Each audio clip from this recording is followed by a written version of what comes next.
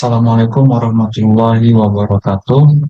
Perkenalkan, nama saya Hendradi dengan NPM 2108260008 dari kelas D. Di sini saya akan uh, menjelaskan skema mind mapping dengan judul mind mappingnya adalah mood disorder. Tugas ini adalah tugas dari blok psikiatri pada semester 7. Baik, pada mood disorder setidaknya ada 4 kelainan yang meliputi dengan gangguan mood disorder. Yang pertama saya akan coba jelaskan adalah dari depresi. Baik, dari secara definisi, depresi merupakan gangguan suasana hati atau jika bisa dikatakan dengan mood yang ditandai dengan perasaan sedih yang mendalam dan kehilangan minat terhadap hal yang disukai. Nah, gejala daripada depresi itu ada beberapa gejala seperti sleep, yaitu sulit tidur, interest, hilang minat, guilty, energi yang menurun, artinya dia merasa lelah, mudah lemas, lalu concentration, yaitu hilangnya fokus terhadap suatu pekerjaan, appetite, kehilangan nafsu makan, psikomotor retardasi, jadi pergerakannya itu melambat, dan ada suicide, ada perasaan ingin bunuh diri. Nah, ada 3 gejala mayor lagi yang menjadi diagnosis untuk depresi, yaitu ada hilang minat, lemah, dan juga mood depresi. Ada klasifikasi dari depresi itu ada 4. Yang pertama ada depresi ringan, yaitu bisa dikatakan depresi ringan apabila dia memenuhi 2 gejala mayor dan 2 gejala minor. Minimal harus terjadi selama 2 minggu berturut-turut. Lalu ada depresi sedang dengan syarat dia harus 2 gejala mayor dan 3 gejala minor. Minimal harus 2 minggu terjadi berturut-turut. Lalu ada depresi berat dengan tanpa psikotik. Ya, ini harus memenuhi 3 gejala mayor dan 4 gejala minor. Minimal 2 minggu tanpa adanya gangguan psikotik seperti waham ataupun halusinasi. Yang keempat yaitu depresi berat dengan gejala psikotik, yaitu dia sama seperti depresi berat tanpa psikotik, tetapi dia pada depresi berat dengan psikotik ini, dia ada tambahan waham dan juga halusinasi. Bagaimana penata laksana daripada depresi? Bisa dilakukan dengan 2 cara, yaitu secara farmakoterapi dan juga secara non-farmakoterapi. Secara farmakoterapi ada 2 jenis obat yang bisa digunakan, yaitu pertama SSRI, yaitu serotonin selective reuptake inhibitor, seperti sertralin yang dosisnya 1 kali 20 mg ataupun fluoxetine 1 kali 20 mg.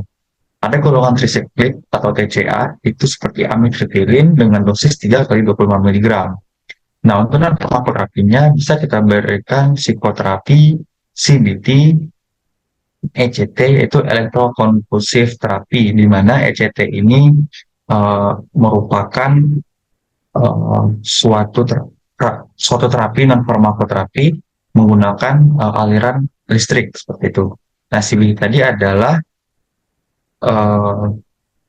behavioral terapi. Jadi kita menterapi seorang itu mengubah daripada kebiasaannya, dan ada interpersonal terapi. Nah, ini adalah penjelasan secara singkat tentang daripada depresi itu sendiri. Nah, ada namanya lagi distimia. Distimia ini secara definisi dia merupakan afek depresif yang sangat lama di atas 2 tahun, tapi dia tidak pernah memenuhi kriteria gangguan depresi.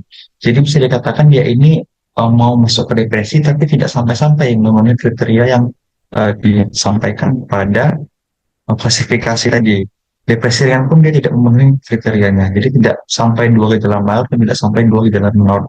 Dan itu jadi selama 2 tahun lamanya, baru bisa dikatakan dia distimia. Pelaksananya kalau sama dengan yang depresi yang non farmakoterapi seperti CBT, behavioral therapy, insight oriented, psikoterapi, interpersonal therapy, family and group therapist. Nah, untuk family and group therapist ini jadi bisa dikatakan dia ini berkumpul dengan sesama penderitanya, penderita distimianya, maka mereka lebih tenang, mereka lebih merasa lebih lebih tenang dalam menghadapi eh, terapi yang diberikan oleh si terapis. Nah, ada gangguan lain yang ketiga pada mood disorder itu adalah gangguan bipolar. Kita masuk ke bagian definisi, di mana secara definisi itu merupakan gangguan mood yang terdiri dari paling sedikitnya satu episode manik, hipomanik, ataupun campuran yang biasanya disertai dengan adanya riwayat depresi mayor. Nah, untuk etiologinya ada dua hipotesis ya. Yang pertama itu ada neurotransmitter dan yang kedua ada faktor neuroendokrin. Nah, neurotransmitter ini dia dipengaruhi oleh uh, kadarnya. Apabila terlalu rendah, dia menyebabkan depresi yang tadi. Tapi apabila dia berlebih, maka dia akan menyebabkan panik. Nah, orang dengan bipolar ini biasanya dia suasana hatinya berubah-ubah terus seperti itu ya. Dan ada faktor neuroendokrin di mana tidak normalnya struktur berupa HPA-axis atau hipotalamus pituitari adrenal dan juga hipotalamus pituitari tiroid yang secara struktur dan fungsi tidak normal. Nah, ada setidaknya beberapa gejala untuk menandakan bipolar ini. Yang pertama, distractibility, artinya dia mudah ke distract. Lagi ngomong, lagi berbicara, ada orang yang memanggilnya dan yang berbicara tadi ditinggalkannya. Artinya mudah ke distract. Yang kedua, insomnia. Dia sulit untuk memulai tidur. Bisa tidur lebih larut malam. Lalu ada grandiosity. Grandiosity itu adalah bisa dikatakan seperti waham. Dia merasa dirinya itu merasa lebih hebat dari orang lain, merasa lebih dari orang lain, seperti waham kebesaran. Lalu ada lack of idea. Jadi ngomongnya itu tidak uh, menjawab pertanyaan apa yang dibahas, dia membahas hal-hal yang lebih luas lagi, tidak menjawab secara eksplisit.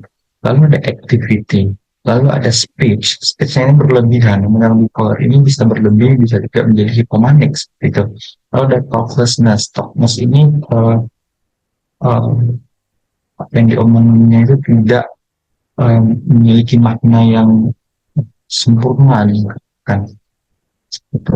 Nah, secara klasifikasi pun dia ada dua. Ada ini secara DSM 4, di mana ada bipolar tipe 1, yaitu bipolar disorder dengan ditandai oleh satu atau lebih fase manik atau fase campuran, yaitu gejala manik dan gejala depresi yang bercampur. Nah, bipolar tipe 2 ini yaitu bipolar disorder dengan tidak adanya kejadian kegembiraan berlebihan dan tidak mengalami fase manik, tetapi setidaknya ada satu fase hipomanik. Nah, bagaimana pelaksana daripada bipolar ini, kita bisa menggunakan dua obat, yaitu mood stabilizer dan juga antipsikotik. Mood stabilizer yang digunakan yang pertama ada sodium divalproate, itu dosisnya 3 kali 20 mg. Ini untuk jangka pendek. Sedangkan jangka panjangnya bisa digunakan lithium 1 kali 100 mg. Dan antipsikotiknya bisa kita berikan haloperidol ataupun risperidon. Nah, gangguan lain yang disebut juga ada siklotimia. Jadi siklotimia ini bisa dikatakan sama kayak distimia, tapi dia dikatakan siklotimia itu apabila dia tidak memenuhi kriteria bipolar yang saya jelaskan tadi. Saya sebutkan. Jadi ciri esensial adalah ketidakstabilan menetap dari afek atau suasana perasaannya yang meliputi banyak periode depresi ringan dan hipomania ringan. Di antaranya tidak ada yang cukup parah ataupun cukup lama untuk memenuhi kriteria gangguan afektif bipolar ataupun gangguan depresi yang berulang. Jadi dia dikatakan depresi, tidak bisa dikatakan depresi, dikatakan uh, bipolar, tidak bisa dikatakan bipolar, maka disebutlah dengan siklotimia. Tapi secara paling utama dia adalah konsepnya harus 2 atau lebih dari 2 tahun. Nah, inilah secara singkat yang bisa saya sampaikan tentang mood disorder. Ada 4 kelainan yang bisa saya sampaikan. Semoga apa yang saya sampaikan bermanfaat dan bisa digunakan ilmu yang bermanfaat ini. Lebih kurangnya saya mohon maaf. Billahi taufiq wal hidayah. Wassalamualaikum warahmatullahi wabarakatuh.